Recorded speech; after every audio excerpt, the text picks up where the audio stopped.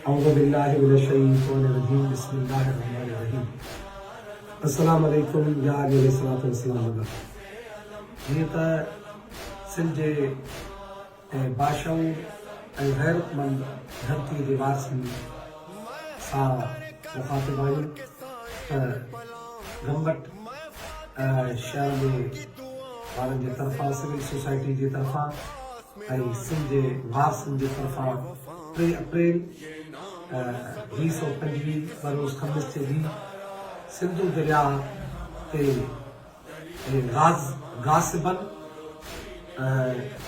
खे आगाह करण जे लाइ ऐं उन्हनि जे नाजाइज़ सिंधु दरिया ते कब्ज़े जे ख़िलाफ़ सिंध जा वारिस गंबट में गॾु थी रहिया आहिनि।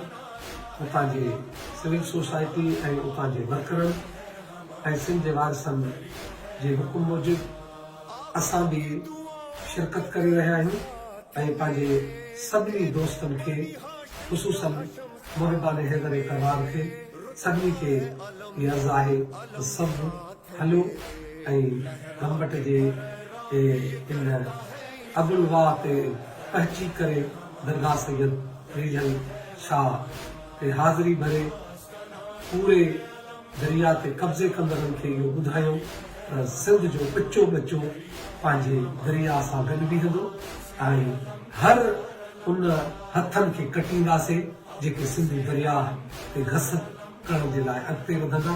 इहे असां केनाल इन जे करे नथा ठाहियूं जो सिंधु दरिया असांजी सिंध जे बचनि जो जियापो आहे, असांजे नसलुनि जी बका आहे ऐं केर बि पंहिंजी बका ते सौदेबाज़ी न कंदो आहे। इन जे करे बिना कंहिं मज़हब बिना कंहिं ज़ात पात जे सभु असां हिन धरती ते सिंधी आहियूं।